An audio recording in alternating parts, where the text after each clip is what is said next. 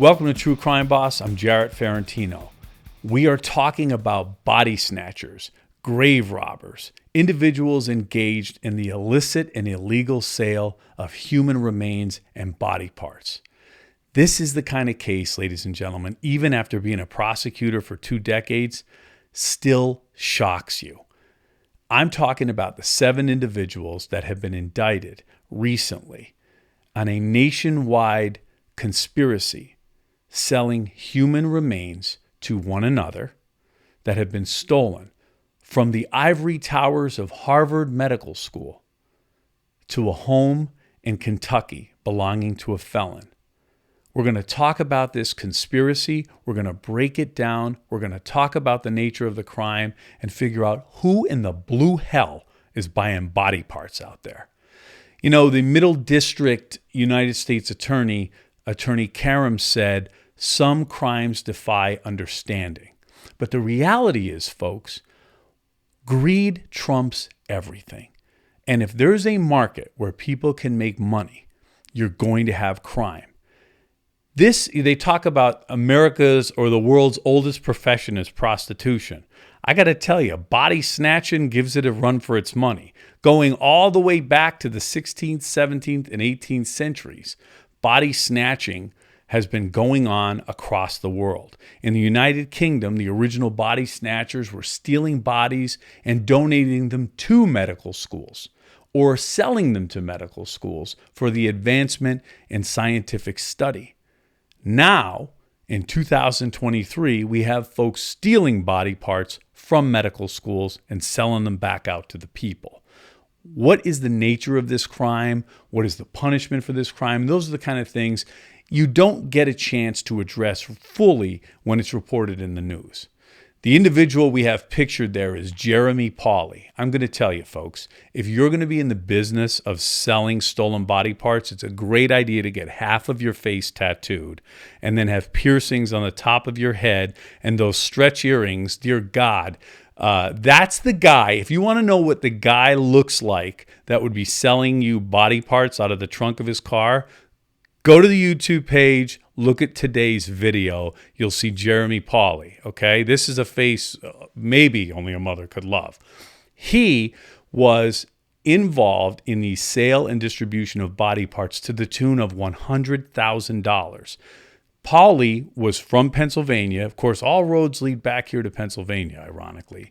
He was engaged in an online scheme. These dark web people, they get together, folks. This is what happens. You know, water finds its own level. There's a lid for every pot.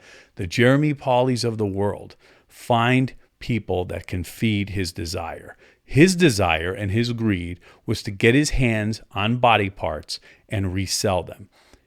Of all people to be doing business with individuals at Harvard, Jeremy Pauley was doing business with Harvard's mortuary manager. These body parts were being sold to Pauley, and he was then selling them to other individuals. Why is there a market for these materials? You may ask. I'm going to tell you, and this may be a little tough to hear. What has come out of this indictment is people using the body parts to tan and make leather out of human flesh. There was an individual in Kentucky named James Knott. When the authorities knocked on his door, they found 40-plus skulls, a human spine, a femur. And when the authorities asked, is anyone here? He said, just me and my dead friends. These are the kind of nutcases that are out there, folks, and have created a market, a black market for this kind of material. So Knott is one of those consumers of this type of contraband and human body parts, probably to fulfill his own downright dangerous sexual proclivities or artistic whims.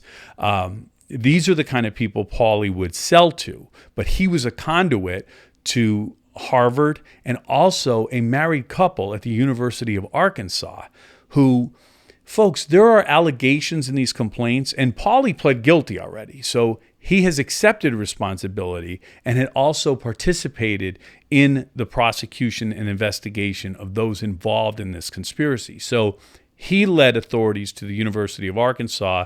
Also, another mortuary institution there where body parts were being sold by the manager of that facility and whose wife was also involved in this scheme, and their charges are pending. There are allegations that people were actually led into the morgues on these facilities and shopped like they were shopping in a store. There were allegations and claims that there were 2 stillborn baby fetuses that were sold. I mean, this is some crazy shit, folks. But it's fed by these perversions and greed. And take drugs out of crime, and you're left with crimes fueled primarily by greed and domestic crimes, of course, but greed. People desiring to make a quick buck. And you take a guy like Jeremy Pauly, who is really a bridge between those two worlds. He could communicate online with the academics, set up these deals, be a conduit for money, and then also, with his half-face tattoo and multiple piercings, exist in the world of James Knott and sell him his perverse collectibles. I think about the loved ones who donated their loved ones' remains for the advancement of science, of all places to Harvard Medical School, with the hope that a family can send a loved one's remains onto that institution, and maybe young medical students can learn something by studying this particular person's body. And there's an expression in medical schools and gross anatomy that the living learn from the dead, and they do. And I don't want to count how many autopsies I've been to in my life. And one of the aspects of being a prosecutor, some of the things that we never really talk about, or they certainly don't prepare you for in law school, is whether you know it or not, as attorneys and prosecutors, we are present at the autopsies of our victims. And you may wonder why, because we're the individuals that have to prepare that pathologist and elicit their testimony in court. And really, we can highlight that another day. But the point I want to make in talking about being present for those forensic pathology examinations is the respect and the reverence that that body is held in. I've seen children examined on the autopsy table. I've seen elderly victims examined, and they are held with respect and treated with respect. It is a medical procedure. It's not pretty, but there is a level of respect between the people that are present for those examinations that is just understood. So when you see individuals engaged in this kind of black market trade, it's really sad and angers you, and it should. Really, and we want to talk about, our show really focuses on the prosecution of these individuals. You may say, well, these people aren't getting any deader. How can you charge someone with victimizing someone that's dead? In one respect, and the law usually gets it right, folks, these individuals are charged with a conspiracy to commit interstate theft. So essentially, these were employees of Harvard, University of Arkansas, stealing property of those institutions and selling them for their own ill-gotten gains. That's a theft, folks. And when you enter into that agreement with another individual, then it's a conspiracy to commit that theft. And when it crosses state lines, now it's an interstate theft ring. So I think the prosecutors got the charges right. But you may be saying something that I look at this and say, boy, there should be a crime to protect these folks that have donated their body to science and the advancements of study, or really protect the dead and the reverence that our bodies, we're all going to be there someday, folks. And you would hope that this isn't something that's just allowed.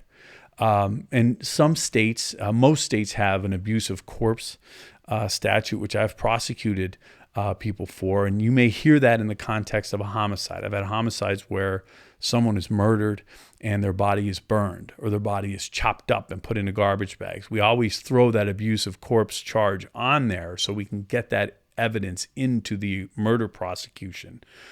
Certainly, Jeremy Pauly and the married couple in Arkansas and his folks up at Harvard are guilty of abuse of corpse as well. So I think that if there can be a look to protecting certainly the reverence of the remains of the deceased, those crimes should have more teeth to them. And we shouldn't be having to back this into some kind of a theft prosecution. But the goal of this show really is not only to certainly to educate the viewers and to, I hope, entertain, but really to inform and to let you know that there's more to this than an ugly SOB who's selling body parts to some of the crazies of the world. There's a market for this stuff. And there are people that don't look like Mr. Pauly that are feeding his greed. And this is truly a conspiracy, and there is a lot of money changing hands. And that is why we chose to focus on this particular case. It is a current case. Mr. Pauly's co-conspirators' cases are still pending, and we're going to continue to cover these. And this particular prosecution, it's got a lot of tentacles to it. So we're going to keep watching it, and we'll bring it to you as it develops. Thank you.